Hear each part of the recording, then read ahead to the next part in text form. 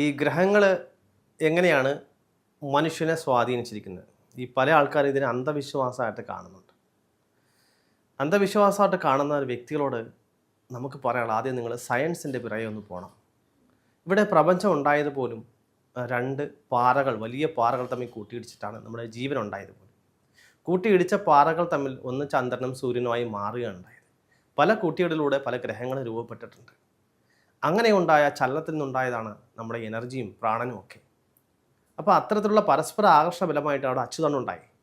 അപ്പോൾ അങ്ങനെ നിന്ന ആ ഒരു തലത്തിൽ അവിടെ സൂക്ഷ്മ പൊടിപടലങ്ങൾ, അതുപോലെ ജലകണങ്ങളെല്ലാം രൂപപ്പെടുകയാണ്.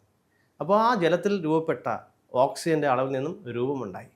ആ രൂപത്തിൽ ആഗ്രഹം ജനിച്ച് കരയിലേക്ക് പ്രവേശിച്ച് പരിണാമ സിദ്ധാന്തം ഉണ്ടായി. അപ്പോൾ അന്ധവിശ്വാസം എന്ന് പറയുന്ന ആ സിസ്റ്റത്തെ ആൾക്കാർ ആദ്യം കാണേണ്ടത് ഈ ഒരു തത്വത്തിനെയാണ്. അപ്പോൾ ജീവൻ ഉണ്ടാവുന്നതിന് മുമ്പ് ആദ്യം ഉണ്ടായത് എന്താണ്, അല്ലേ? അപ്പോൾ അതിലേക്കാണ് തിരിച്ചും പോകേണ്ടത്, അഗ്നിയിലേക്കാണ് തിരിച്ചു പോകേണ്ടത്. അപ്പോൾ ജ്യോതിശാസ്ത്രം ജ്യോതിശാസ്ത്രം എന്ന് പറഞ്ഞാൽ ഗ്രഹങ്ങളുടെ സ്ഥിതിയാണ്. ഗ്രഹങ്ങളുടെ രൂപപ്പെടലിൽ നിന്നാണല്ലോ ജീവൻ ഉണ്ടായേക്കണേ. ആ ജീവനെ നിയന്ത്രിക്കുന്നത്, അവരുടെ തത്വം നിയന്ത്രിക്കുന്ന ഗ്രഹങ്ങൾ തന്നെയാണ്. ആ ഗ്രഹങ്ങളുടെ ചലനം അനുസരിച്ച് വേലിയേറ്റവും വേലിയിറക്കം ഉണ്ടാവുന്നു. ചന്ദ്രൻ ചലനം അനുസരിച്ച് വേലിയേറ്റവും വേലിയിറക്കം ഉണ്ടാവുന്ന പോലെ തന്നെ നമ്മുടെ ബ്ലഡ് സർക്കുലേഷൻ വ്യത്യാസമുണ്ട്. ജലം എവിടെയൊക്കെ ഉണ്ട് അവിടെയൊക്കെ വ്യത്യാസം വരും. ആകർഷണം കൊണ്ട് ജലത്തിന് വേരിയേഷൻ വരും. രക്തവും ജലമാണ്. അതുപോലെ ഓരോ തത്വത്തെയും ഭൂമിയിൽ ഓരോ ഗ്രഹങ്ങൾ സ്വാധീനിക്കുന്നുണ്ട്. ഓരോ ഗ്രഹങ്ങൾക്ക് അഭിമുഖമായി, ഭൂമിക്ക് അഭിമുഖമായി വരുമ്പോൾ ഓരോ ഗ്രഹങ്ങളും നമ്മളെ സ്വാധീനിക്കുന്നുണ്ട്. ആ സ്വാധീനിക്കുന്ന പോലെ തന്നെ ഇതിനെല്ലാം കണക്ട് ചെയ്താണ് പ്രാണൻ, ദശപ്രാണൻ എന്ന് പറയുക. ആ ദശപ്രാണൻ നമ്മൾ ശ്വസിക്കുമ്പോൾ നമ്മുടെ ഓരോ പ്രധാനപ്പെട്ട മർമാസുണ്ട്. ആ മർമാസ് ഇപ്പോൾ കേന്ദ്രീകരിച്ചിട്ടാണ് നമ്മുടെ ഗ്രന്ഥികളിലേക്ക് ഇതൊക്കെ സഞ്ചരിക്കുക.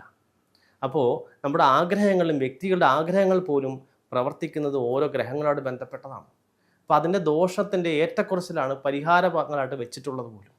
അപ്പോൾ ഓരോ വ്യക്തികൾ ചെയ്യുന്ന കർമ്മഫലങ്ങൾ, അവൻ ചിന്തിക്കുന്ന കാര്യങ്ങൾ ഏതിനെ ബേസ് ചെയ്താണോ ആ പ്രാണനിലായിരിക്കും അവ ഇരിക്കുക. ആ പ്രാണൻ ഓരോ ഗ്രഹങ്ങളോട് ബന്ധപ്പെട്ടതാണ്. അത് ഓരോ നാഡികളിലും ഓരോ മർമാസിലും ബന്ധപ്പെട്ടിരിക്കുന്നു. അപ്പോൾ അവൻ്റെ ബോധം ആ മർമാസിലായിരിക്കും ഇരിക്കുക. അത് ചക്രങ്ങളെന്ന് പറയും. ആ ചക്രത്തിൻ്റെ നിറങ്ങൾ പോലും ഓരോ ഗ്രഹങ്ങളുടേതാണ്. നിങ്ങൾ ആ നിറങ്ങൾ നോക്കിയാൽ മതി. അപ്പോൾ ദശപ്രാണൻ ഉള്ളിലേക്ക് പോയിട്ട് അത് 10 പിരിഞ്ഞ് അത് പല നാഡികളിലൂടെ ചക്രാസിൽ പോയി നമ്മുടെ ആഗ്രഹങ്ങൾ പൂർത്തിയാക്കുന്നതിനും പൂർത്തിയാകാതിരിക്കുന്നതിനും ഒക്കെ കാരണമാകുന്നുണ്ട്. ഗ്രഹങ്ങൾ മനുഷ്യനെ നല്ല രീതിയിൽ നിയന്ത്രിക്കുന്നുണ്ട്. ആ ഗ്രഹങ്ങളുടെ അടിസ്ഥാനത്തിലാണ് ശരീരം പോലും കിട്ടുക. ഒരു വ്യക്തിയുടെ ബോധമണ്ഡലം അത് എവിടെ ജീവിക്കണമെന്ന് ഉള്ളത് ആ ഒരു ഭൂമിയുടെ ബോധമണ്ഡലം അനുസരിച്ചാണ് പ്രവർത്തിക്കുക. അങ്ങനെ മാത്രമേ അത് ജനിക്കാനും സാധിക്കുകയുള്ളൂ.